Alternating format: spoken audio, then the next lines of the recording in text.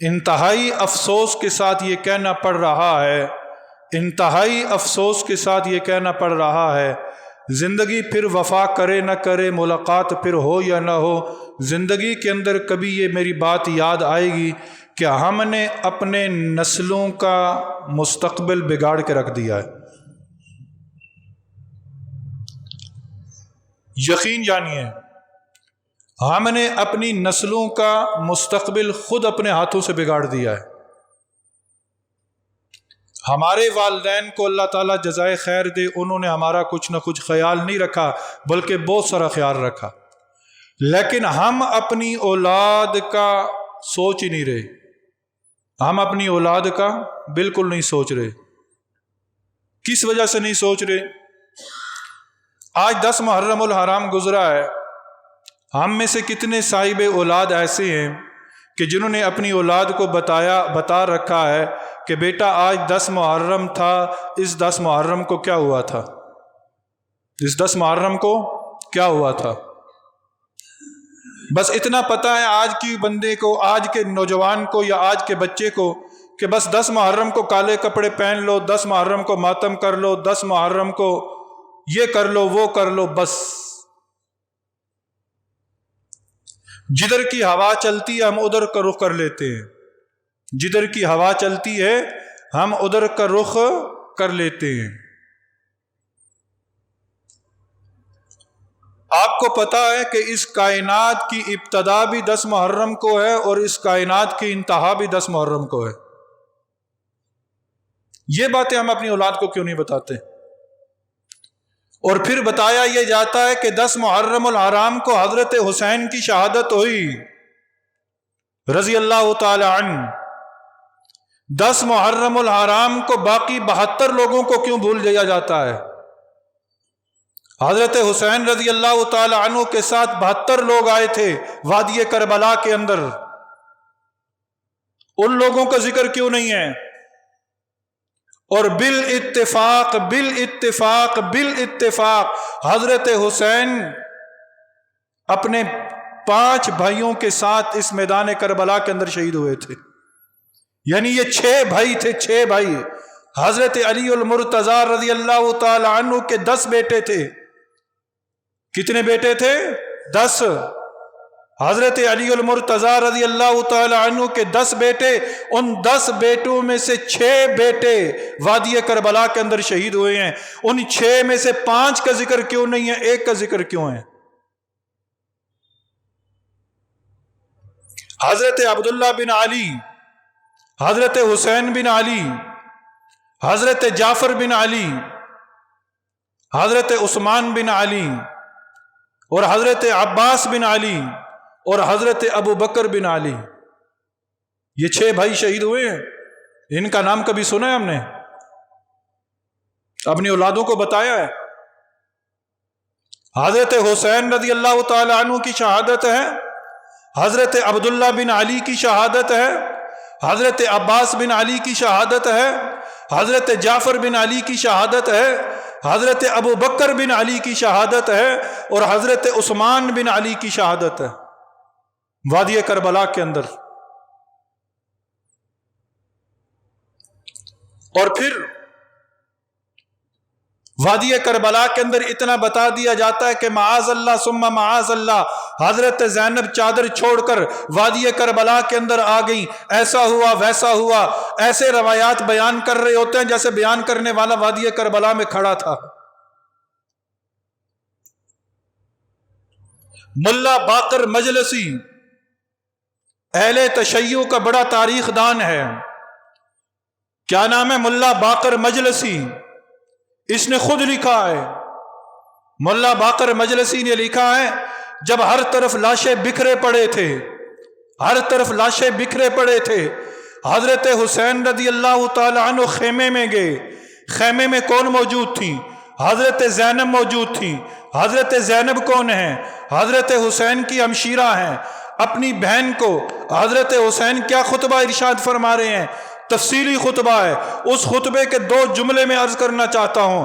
اس میں حضرت زینب کو حضرت حسین نے کہا، اے بہنا، اے میری پیاری بہنا، لگ ایسے رہا ہے کہ اب مجھے بھی شہید کر دیا جائے گا، لیکن میری بہن یاد رکھنا، میری شہادت پر اتنا ہی رونا جتنی ہماری ماں ہمارے نانے کی وفات پر روئی تھی۔ ایسا ہی طریقہ اختیار کرنا جس طرح ہماری ماں نے ہمارے نانے کی وفات پر طریقہ اختیار کیا تھا۔ اور حضرت فاطمہ الزہرا رضی اللہ تعالی عنہا نے نبی کریم صلی اللہ علیہ وسلم کی وفات پر، آپ کے انتقال پر، آپ کے پردہ فرما جانے پر کیا ایک طریقہ اختیار کیا تھا؟ کیا وہ معاذ اللہ اس طرح چادریں اتار کر باہر آ گئی تھی؟ وادی کربلا ہمیں بتاتی ہے کہ اپنی بہنوں کی چادر کا تحفظ کرنا، زینب کی چادر کا تحفظ کرنا، اور پھر وادی کربلا کو ذکر کرتے ہوئے معاذ اللہ ثم معاذ اللہ اس کی آڑ میں صحابہ پر انگلیاں اٹھائی جاتی ہیں، صحابہ پر تبرہ بازی کی جاتی ہے، صحابہ پر طعن و تشنیع کی جاتی ہے۔ اور کن صحابہ پر؟ ان صحابہ پر جو وادی کربلا کے آباء و اجداد تھے، وادی کربلا کے اندر شہید ہونے والوں کے آباء و اجداد تھے۔ موجودہ دور کے اندر بدبختوں نے کس پر تبرہ بازی کی؟ حضرت عمر فاروق رضی اللہ تعالیٰ عنہ پر، اور ان کو نہیں پتا عمر کا اور حسین کا رشتہ کیا تھا۔ خرابی تبھی پیدا ہوتی ہے، مسائل تب جنم لیتے ہیں کہ جب ہم لوگوں نے ان کی رشتہ داریوں کو بتایا ہی نہیں ہوتا۔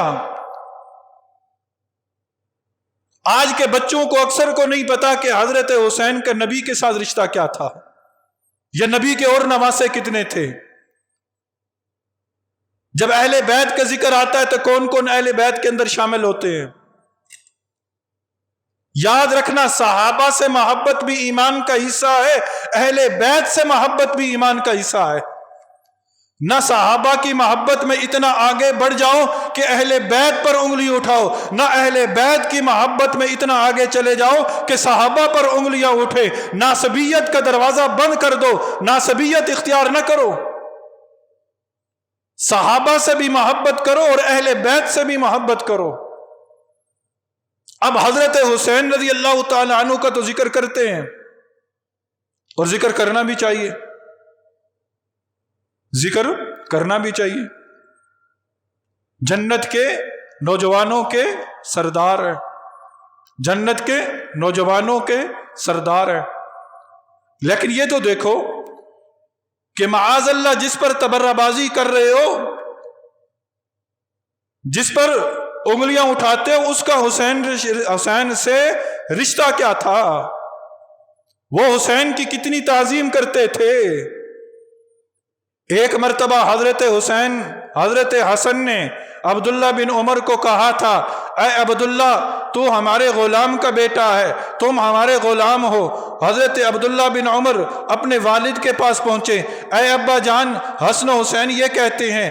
والد فوراً کھڑے ہوئے، بیٹے کو کہا، جا بھاگ کے جا، بھاگ کے جا، انہی قدموں سے لوٹ کر جا اور ان سے کہہ لکھ کے دے دے کہ ہم تمہارے غلام ہیں، تمہارا لکھا ہوا ہماری نجات کے لیے کافی ہے۔ اتنا پیار۔ اور پھر رشتہ داریاں دیکھو، نبی کی بیٹی عمر کی بیٹی نبی کے گھر ہے، عمر کی بیٹی نبی کے گھر ہے، نبی کی بیٹی علی کے گھر ہے، اور علی کی بیٹی عمر کے گھر ہے۔ عمر کی بیٹی، یاد رکھنا رشتہ داریاں دیکھو، عمر کی بیٹی نبی کے گھر ہے، نبی کی بیٹی علی کے گھر ہے، اور علی کی بیٹی عمر کے گھر ہے۔ نبی کی بیٹی علی کے گھر، ٹھیک ہے نا؟ کون؟ حضرت فاطمہ الزہرا رضی اللہ تعالی عنہا۔ عمر کی بیٹی نبی کے گھر کون؟ حضرت حفصہ رضی اللہ تعالی عنہ۔ اور ایک جگہ میں نے پڑھا کہ نبی صلی اللہ علیہ وسلم کا روزہ کہاں ہے؟ جس جگہ آپ صلی اللہ علیہ وسلم آرام فرما رہے ہیں وہ حجرہ عائشہ ہے، حجرہ عائشہ ہے، حجرہ عائشہ کے اندر آپ آرام فرما ہیں۔ جب آپ اللہ تعالیٰ آپ کو بار بار بلکہ ہم سب کو بار بار اس جگہ کی حاضری نصیب فرمائے جب آپ نبی کے روزے کے سامنے جا کر کھڑے ہو کر سلام پیش کرتے ہیں، جس جگہ پر سلام کھڑے ہو کر پیش کیا جاتا ہے وہ حضرت حفصہ کا حجرہ تھا، حضرت حفصہ کا حجرہ تھا۔